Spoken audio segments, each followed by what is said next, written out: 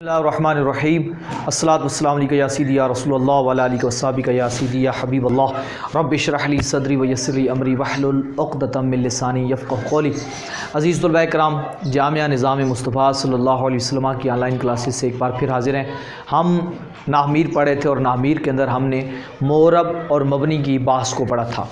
हमने तारीफ़ पढ़ी थी कि मोरब क्या होता है और मबनी क्या होता है। हमने कहा था ऐसा कलमा जिसका आमिल बदलने से उसका एराब ना बदले, यानी तीनों हालतों में इसका एराब एक जैसा रहे, वो होता है मबनी, और जिसका एराब तब्दील होता है उसे हम मोरब कहते हैं।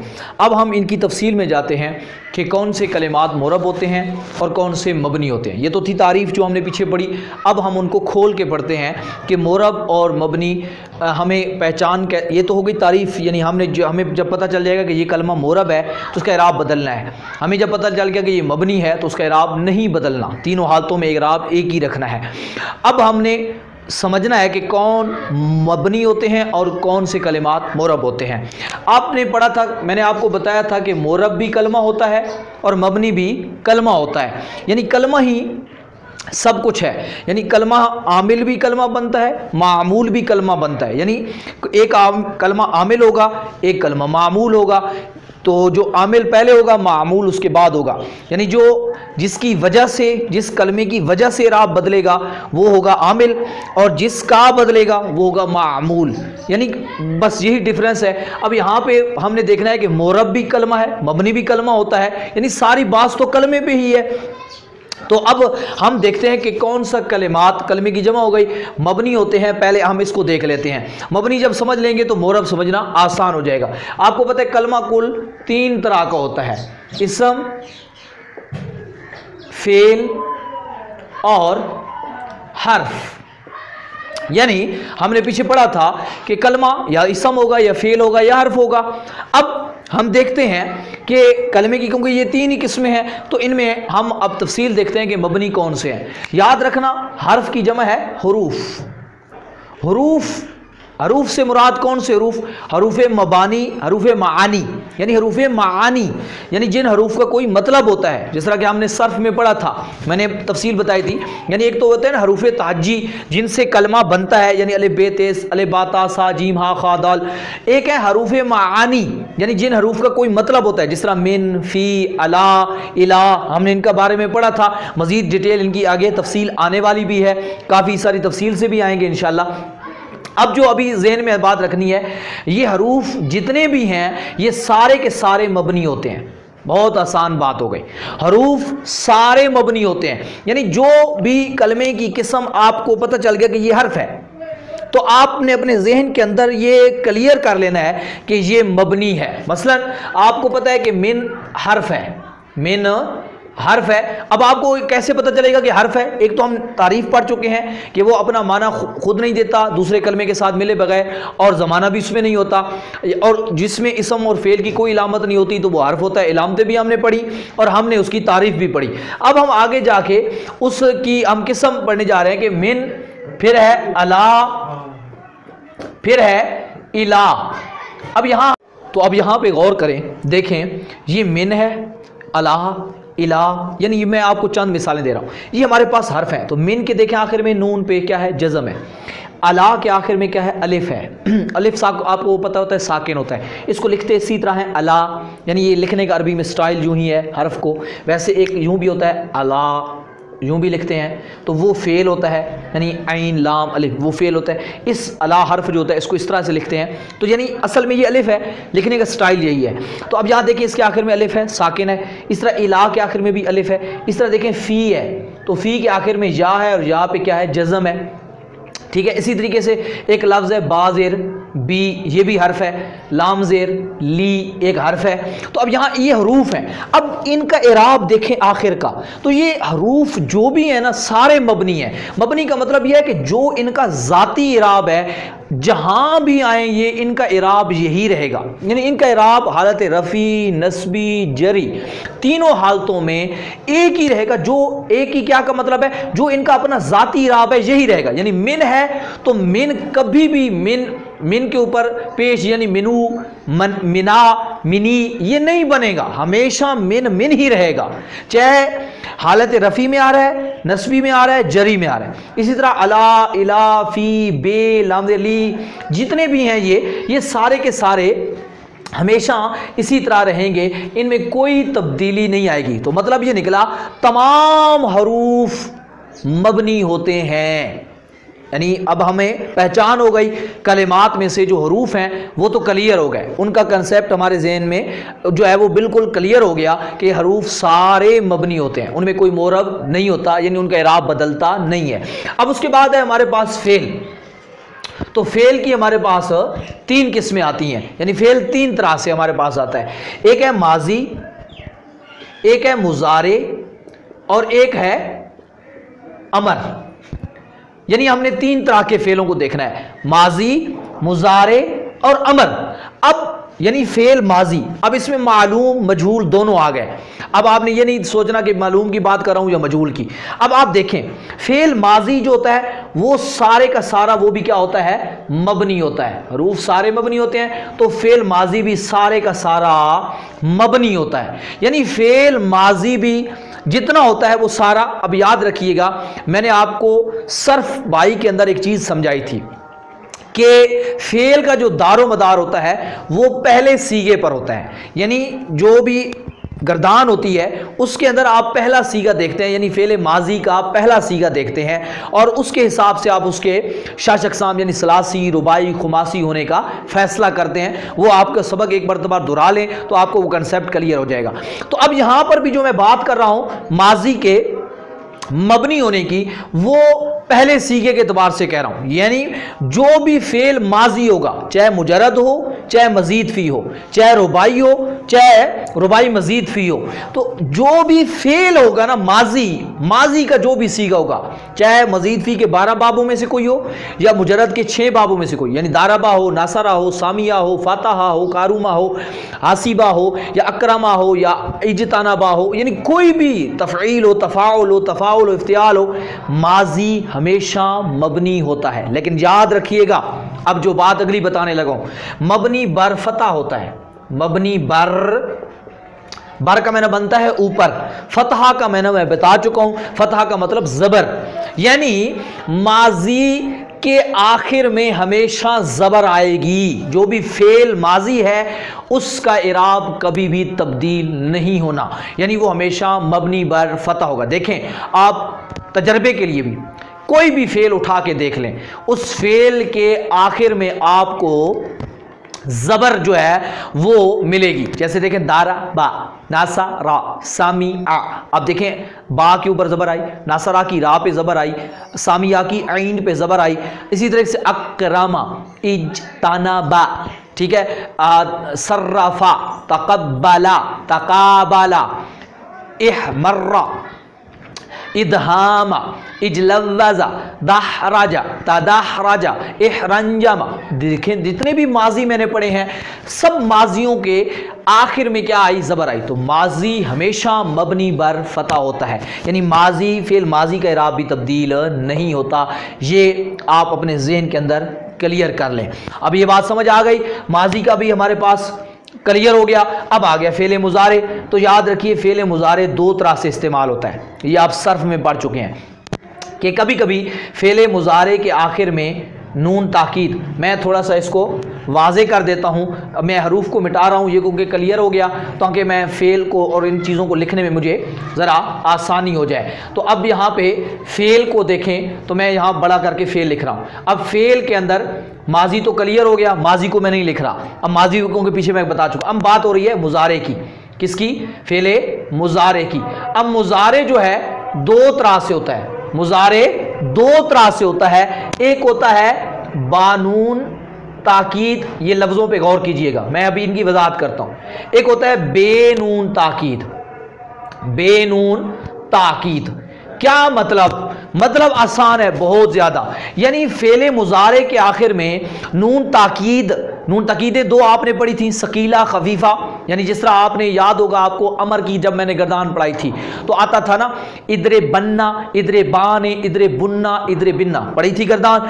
तो अब इसी तरह अभी अमर की बात नहीं कर रहा, अभी मुजारे की कर रहा हूं। तो मुजारे के आखिर में नून ताकीद सकीला या खफीफा में से कोई भी लगी हुई होगी तो उसे कहते हैं मुजारे बानून ताकीद, और अगर लगी हुई ना हो तो बेनून ताकीद। अब आप देखें बेनून ताकीद आसान है, यदरिबो यदरिबान यदरिबूना, यस्मो यस्मान यस्मौना, यफ्तो यफ्तान, यानी जिसके आखिर में नून ताकीद लगी हुई नहीं है, सादा फेले मुजारे जिस तरह हम आम पढ़ते हैं रूटीन में, और जिसके आखिर में लगी हुई होगी उसको कैसे पढ़ेंगे। मसलन यदरिबो की गर्दान है, आपको बनाने का तरीका मालूम है, आपने अमर वाले तरीके में पढ़ा था, तो वही तरीका है सेम। यदरे बन्ना, यदरे बाने, यदरे बुन्ना, तदरे बन्ना, तदरे बाने, यदरिब नाने, यदरे बन्ना, यदरे बाने, यदरे बुन्ना, तदरे बन्ना, तदरे बाने, तद यदरिब नाने, अदरे बन्ना, नदरे बन्ना। यानी मैंने पहले गैब की पढ़ी, फिर हाजिर, ये इस तरह से तरतीब जो है, इस तरह आप यंसुरन्ना की पढ़ें, इस तरह यस्मन्ना, यफ्तहन्ना, जिसकी भी पढ़ते आए ये तरतीब है इसकी। यानी आप इसी तरीके से यानी नून तकीद लगा लें। तो जो फेले, अब कोई भी फेले मुजारे, लेकिन आपको सर्फ का कायदा याद रखना होगा। अब आप कहाँ फेले मुजारे के आखिर में नून तकीद आती है और कहाँ नहीं आती, इसके लिए आपको मैं सर्फ बुतराल के अंदर या जो इल्म सीगा है या जो भी आप तफसीलो सर्फ पढ़ रहे हैं या जितने भी हमने कावानीन के जो हम किताब पढ़ रहे हैं उसमें मैंने वो कानून समझाया हुआ है कि कहाँ नून तकीज़ लगाई जाती है फेल मुजारे के आखिर में और कहाँ नहीं लगाई जाती। एक जगह मैंने आपको वजाहत के अभी यहाँ कर देता हूँ कि जब कसम के जवाब में, यानी जब कसम हम किसी जगह पे वल्लाह बिल्लाह तल्लाह कहते हैं, उसके बाद जो फेल लिया अगर जुमला आए, फेल मुजारे आए, तो उस फेल मुजारे में नून तकीज़ सकीला लगानी लाजमी होती है। तो इस तरह और भी मैंने जगह बताई थी, वो आप वहाँ कानून को एक मरतबा दोहरा सकते हैं तो आपको समझ आ जाएगी। अभी जो मैं बात बता रहा हूँ उस पर गौर करें, फेल मुजारे बानून तकीद होगा या बेनून तकीद होगा। अगर फेले मुजारे बानून तकीद हो, यानी उसके आखिर में नून तकीद लगी हुई हो, चाहे सकीला हो या खफीफा हो, यानी यदरे बन्ना हो या यदरे बन हो, यंसुरन्ना हो या यंसुरन्न हो, तो वो हमेशा मबनी होता है। वो भी हमेशा क्या होता है, मबनी होता है, यानी उसका इराब भी तब्दील नहीं होता। यानी जो आपको पता है मबनी का इराब, यानी जो भी सकीला है उसको आप बनाने का तरीका मैं बता चुका हूं, उसी तरीके से रहेगा। यानी यदरे पहला सीखा है तो यदरे बनना हमेशा, यंसुरन्ना जो भी फेले मुजारे है उसको इसी तरह से पढ़ेंगे, तंसुरन्ना, ठीक है, इस तरीके से। और अगर यस्मअन्ना, यफ्तहन्ना, यकरुमन्ना इसी तरीके से पढ़ेंगे। और अगर नून खफीफा है तो देखें यदरे बन, यदरे बन, अब जमा का सीगा है तो यदरे बुन, ठीक है, तदरे बन, इस तरीके से आप उसको पढ़ेंगे जो आपको पास तरीका कार है। यानी मुजारे अगर बानून तकीद हो तो वो हमेशा मबनी होता है, उसका इराब तब्दील नहीं होता, तीनों हालतों में इराब एक जैसा है। अब रही बेनून तकीद की बात, तो बेनून तकीद आपने पढ़ा हुआ है, वो बहुत आसान है। बेनून तकीद के अंदर यानी आपको पता है मुजारे के अंदर 14 सीगे होते हैं ना, तो बानून तकीद तो सारी की सारी मबनी हो गई, 14 के 14 सारे मबनी हो गए। जो बेनून तकीद है ना उसमें आपको याद होगा जब मैंने नफी जहद की और नफी बलन की गर्दान पढ़ाई थी तो उसमें आपको मैंने बताया था कि लम जब लगता है तो लम फेले मुजारे के आखिर में जज़म दे देता है, और लन लगता है तो उसको नसब यानी जबर दे देता है। ये पढ़ाया था, गर्दान याद है होगी, नहीं है तो एक मरतबा से फिर अच्छे तरीके से उसको रिपीट कर ले, दोहरा ले, जो मौके पे सबक आ जाए उसको पीछे से लाजमी उसके साथ साथ दोहरा लिया करें। तो इस तरह से मौके पे चीज़ आप दोहराएंगे तो आपको और ज़्यादा उसके अंदर आसानी हो जाती है। लेक्चर आपके पास मौजूद है, मैं कोशिश करूंगा कि यहाँ डिस्क्रिप्शन में भी आपको वो लिंक अवेलेबल कर दिया जाए ताकि आप दोबारा उस जगह पे जाके दोहराई भी कर सकें डायरेक्टली, या आप सर भाई के जितने भी लेक्चर्स हैं उनमें जाके आप नफ़ी जहद वाली और नफ़ी बलन मुक़द्दर बलन वाली गर्दान को जाके देख सकते हैं।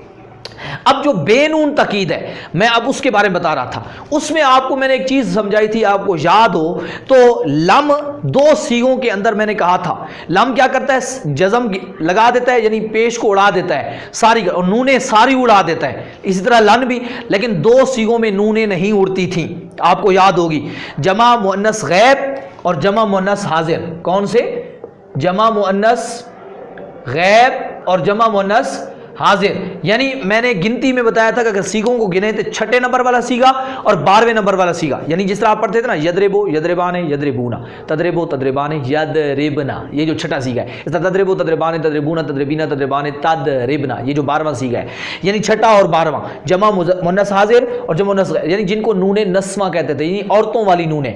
तो ये दो नूने मैंने कहा बताया था वहां पे लम लगने से लन लगने से वो गिरती नहीं थी, यानी वो रहती थी, वो उन पे कोई तब्दीली नहीं आती थी, बाकी सीगों में तब्दीली आती थी उसमें। तो यहां याद रखें जिस मुजारे के आखिर में नून तकीद लगी हुई ना हो वो सारा मोरब होता है, मोरब होता है। लेकिन दो सीगे उसके जमा मुन्नस गैब और जमा मुन्नस हाजिर वो मबनी होते हैं। अगर नून तकीद लगी हो तो वो तो सारा मबनी है, और अगर नून तकीद लगी हुई नहीं है तो दो सीगे मबनी होते हैं, यानी उनका इराब तब्दील नहीं होता। अब इराब कैसे तब्दील होता है वो तो हम आगे पढ़ेंगे, अभी इराब पे हम बहस नहीं कर रहे, अभी हम सिर्फ ये समझ रहे हैं कि मबनी कौन है, मोरब कौन है। हमने तो बेनून तकीद के अंदर, यानी जिनके अंदर नून तकीद लगी हुई नहीं होती मुजारे के अंदर, जिस तरह अभी मैं पढ़ रहा हूं यदरेबो यदरेबाने यदरेबूना तदरेबो तदरेबाने यदर, तो इसके अंदर जो दो सीगे हैं उनका इराब तब्दील नहीं होता, यानी वो मोरब नहीं होते, वो मबनी होते हैं, बाकी सारी गर्दान मोरब होती है। अब आप इसको चेक करें मोरब कैसे है, मैं चेक करके भी दे देता हूं ताकि आपको ये कंसेप्ट और ज़्यादा क्लियर हो जाए। मसलन देखें मैं गर्दान पढ़ रहा हूँ यदरेबो यदरेबाने यदरेबूना तदरेबो तदरेबाने यदरेबना तदरेबो तदरेबाने तदरेबूना तदरेबीना तदरेबाने तदरेबना अदरेबो नदरेबो पढ़ दी मैंने। अब इसके ऊपर मैं लम लगाता हूँ, देखें लम लगाया, लम एक आमिल है, लम एक आमिल है जो फेले मुजारे को हालत जज्मी में कर देता है, क्योंकि हालत याद रखिए फेल के ऊपर जर नहीं आती, क्योंकि जर इसम की इलामत है। ये आगे जाके मैं इंशाल्लाह इसको आपके ऊपर वाजे करूंगा, अभी यहां भी नुक्ता दे रहा हूं कि इसम पर जर आती है, फेल पर जर की जगह क्या आती है, जज़म आती है, फेल पर जर नहीं आती। तो इसकी यानी तीसरी हालत कौन सी होगी। अब यानी जब मैंने पीछे कुछ भी नहीं था फेले मुजारे पे तो मैंने उसको पढ़ा हालत रफ़ी में यदरेबो यदरेबाने यदरेबूना यदरेबू, लेकिन जब पीछे लम लगा, लम एक आमिल है जो हमेशा फेले मुजारे को हालत जज्मी में कर देता है, यानी जो जज़म मांगता है कि जो मेरे आगे आया पड़ा है इस पे जज़म होनी चाहिए। अब आप देखें जब मैंने लम लगाया तो क्या बन गया, लम यदरिब, बा पे पेश खत्म हो गई। अब जज़म जो यहां पे आई पेश वाली जज़म हो गई, अब आगे तो यदरेबान यदरेबूना वहां पे तो पेश है ही नहीं, वहां नूने है, तो अब लम की जज़म की इलामत क्या होगी कि नूनों को गिरा देगा। लम यदरेबा, लम यदरेबू, लम तदरिब, लम यानी जहां पेश है पेश गिरेगी, जहां नून है नून गिरेगी। लेकिन आप छठे सीगे पे जाएं, लम यदरिबना, यहां नून नहीं गिराते। तो इस तरह बाकी सब के अंदर भी आप इस तरह करते हैं, 12वीं पे नून नहीं गिराते। अब देखें मैं पढ़ देता हूं, लम यदरिब, लम यदरिबा, लम यदरिबू, लम तदरिब, लम तदरिबा, लम यदरिबना, लम तदरिब, लम तदरिबा, लम तदरिबू, लम तदरिबी, लम तदरिबा, लम तदरिबना, लम अदरिब, लम नदरिब। तो देखें सारी नूने गिर गई, सारी पेशें गिर गई, लेकिन दो नूने नहीं गिरी। लम हालांकि लगा, आमिल लगा पड़ा है, हालत कौन सी है, फेल की जज्मी हो गई, लेकिन ये दो नूने नहीं गिरी, इनके अंदर कोई तब्दीली नहीं आई। यानी जब हमने रफ़ी हालत में पढ़ा था तो भी ये थी, नस्बी में भी ये है, अपना जज्मी में भी है। अब मैं लन लगा देता हूं तो लन क्या देता है, नसब देता है, गर्दान में पढ़ा था। अब लन यदरेबा, लन यदरेबा, लन यदरेबू, लन तदरेबा, लन तदरेबा, लन यदरेबना, देखें उसके अंदर जबर हो गई, नून गिर गई, लेकिन इसकी नून नहीं गिरी। लन तदरेबा, लन तदरेबा, लन तदरेबू, लन तदरेबी, लन तदरेबा, लन तदरेबना, देखें छठी इसमें भी नहीं गिरी, लन अदरेबा, लन अदरेबा। तो दो नूने, यानी लन लगा, लम लगा, लन लम हटा लो, हर सूरत में ये उसी तरीके से रहे। तो यानी कहने का मकसद ये हो गया जो फेले मुजारे के आखिर में नून ताकीद लगी हुई ना हो वो सारा मोरब होता है, दो सीगों के अलावा। दो सीगे जो उसमें होते हैं, यानी 12 सीगे मोरब होंगे, दो सीगे जमा मुन्नस गैब और जमा मुन्नस हाजिर वो मबनी होंगे, उनमें कोई तब्दीली नहीं होगी। ये हो गई मुजारे की बात, मुजारे क्लियर हो गया। इसके बाद रह जाता है हमारे पास अमर। अब अमर के अंदर अमर की दो कंडीशनें हैं, अमर दो तरह से है। आपको मैंने जब सर भाई पढ़ाई थी तो आपको याद होगा मैंने अमर की गर्दानों में थोड़ा सा वहां तब्दीली करके समझाई थी। कैसे, वैसे तो हम गर्दान पढ़ते थे तो गर्दान में पहले गैब के सीगे, फिर हाजिर के सीगे पढ़ते थे, फिर मुतकल्लिम के, इस तरीके से पढ़ते थे। लेकिन मैंने अमर में जाके आपको बताया था कि यहाँ हाजिर के सीगे पहले पढ़ते हैं, गैब के और मुतकल्लिम को बाद में पढ़ते हैं। वजह बताई थी क्योंकि अमर सामने वाले को हुक्म दिया जाता है, हुक्म कोई गैब शख्सियत को दिया तो नहीं जाता, लेकिन फिर भी सीगे बनाए जाते हैं। तो हमने यही चीज़ यहाँ पर भी ज़हन में रखनी है कि यहाँ अमर हाजिर मालूम, अमर हाजिर मालूम ये अलहदा है, और जो अमर गैब मालूम या बाकी जो पूरी मजहूल अमर मजहूल की गर्दान है वो अलहदा है। इसी तरह अमर मुअक्कद बानून ताकीद, यानी अमर के आखिर में नून ताकीद लगी हुई है या नहीं लगी हुई है, पहले यूं देख लें, अमर के आखिर में नून ताकीद है या यानी बानून ताकीद है उसी तरीके से, या बेनून ताकीद है अमर, ठीक है। अगर अमर है बानून ताकीद यानी उसके आखिर में नून ताकीद लगी हुई है तो फिर तो सारा मबनी है, जितना भी अमर के आखिर में नून ताकीद लग गई तो वो मबनी होगा। इधर बन्ना इधर बान इधर बुन्ना इधर बिन्ना इधर बान इधर बनाने ले यदर बन्ना ले यदर बान ले यदर बुन्ना ले तदर बन्ना ले तदर बाने ले यदर बनाने ले यदर बन्ना ले नदर बन, जो भी है अब सर या अदर इधर बान इधर बुन इधर बिन इधर यदर बान ले यदर बुन ले अदर बान ले नदर बान, जो भी है वो गर्दान अब देख लें उसके अंदर बानून तकीद है तो वो सारी मबनी है, अमर वाला ये भी क्लियर हो गया।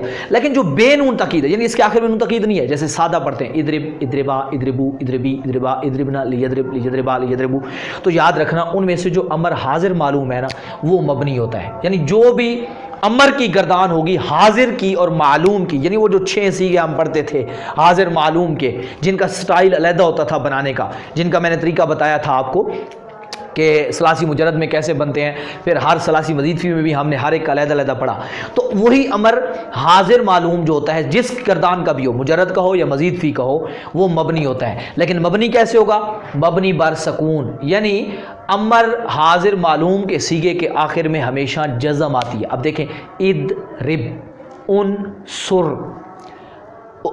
अकरिम इज्तनिब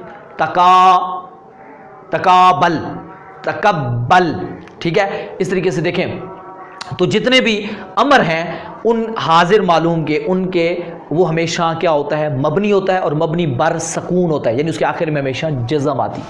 जो इसके बाकी सीगे हैं ना गैब मालूम मजहूल वो सारे क्या होते हैं? मोरब होते हैं। वो क्या होते हैं? मोरब होते हैं। लेकिन याद रखिए मोरब तो होते हैं, इराब तो उनके यानी उनका इराब होता है, लेकिन हमेशा इराब उनका कौन सा होता है? इराब उनका हमेशा जज़म होती है। वो जब हम इराब पे बात करेंगे तो पढ़ेंगे। अब देखें गैब के सीगे जब आप पढ़ते हैं तो उसमें क्या पढ़ते हैं? ले यदरिब, उसके आखिर में भी जज़म पढ़ते हैं ना, ले यदरिबा ले यदरिबू ले तदरिब ले तदरिबा ले यदरिबना, क्योंकि ये सीगा जो है मबनी था, मैंने आपको बताया ना इसकी इराब तब्दील नहीं होना, ले लग भी जाए तो वो यदरिब नहीं रहना, ले अदरिब ले नदरिब। इस तरह मजहूल पढ़ें लेतुद्रब लेतुद्रबा लेतुद्रबूल, यानी जिनके ऊपर लाम आती है, जिनके शुरू में जिन सीगों के अमर के सीगों के शुरू में लाम लगाते हैं ना, लाम देर ली यानी लाम अमर लगाते हैं, तो वो सारे मोरब हैं, लेकिन इराब उनका कौन सा होगा? हमेशा जज़म ही होगी।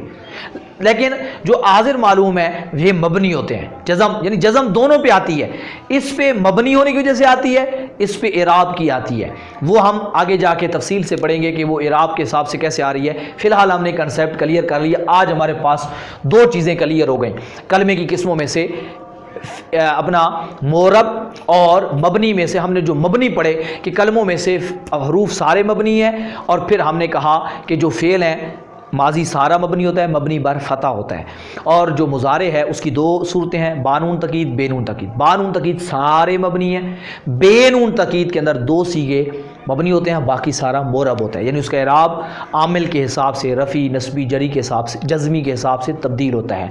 जो अमर है, अमर में अमर हाजिर मालूम क्या होता है? मबनी होता है, बाकी मोरब होते हैं। लेकिन अमर जो मबनी होता है वो मबनी बर सकून होता है, यानी उसके आखिर में जज़म आती है हमेशा, और जो बाकी मोरब हैं उसके सीगे उनका इराब होता है, उनके शुरू में लामज़े ली होता है, लेकिन उनका इराब भी हमेशा जज़म होता है। इंशाअल्लाह फिर हम आगे, हमारे पास तीसरी किस्म रह गई इसम, कि इसम में से कौन से इसम मबनी होते हैं, कौन से मोरब होते हैं, इसके ऊपर इंशाअल्लाह हम अगले दर्स के अंदर गुफ्तगू करेंगे। आप रोज़ाना इस एक सबक को 2-3 बार दोहराएँ और मशक करें, प्रैक्टिस करें, ताकि आपको चीज़ अज़बर हो जाए। फिर दूसरी बात यह है कि आप पिछले लेक्चर्स को भी ज़रूर दोहराया करें, मुतलका लेक्चर के साथ कोई आपका सवाल होता है, कोई चीज़ समझ नहीं आती, व्हाट्सअप नंबर आपके पास शो हो रहा है, इस पर आप सवाल कर सकते हैं, आप पूछ सकते हैं, या यहाँ यूट्यूब पर भी सवाल कर सकते हैं। इंशाल्लाह आपको जवाब देने की कोशिश की जाएगी।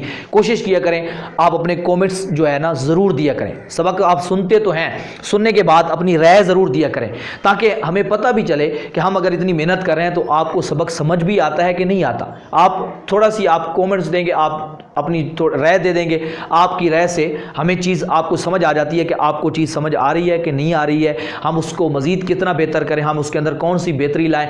आप अपना राय ज़रूर दिया करें आखिर के अंदर जब सबक, और कोशिश किया करें कि स्किप ना किया करें, हर बात को तवज्जो से सुना करें। भले आप अगर सारा इकट्ठा एक टाइम में नहीं सुन सकते, आपके पास 20 मिनट 25 मिनट का ये लेक्चर होता है, तो अगर आपके पास 25 मिनट इकट्ठे नहीं है, आप 10 मिनट निकालते हैं, तो 10 मिनट वाले लेक्चर को बिल्कुल एक एक जगह को तवज्जो से समाअत करें।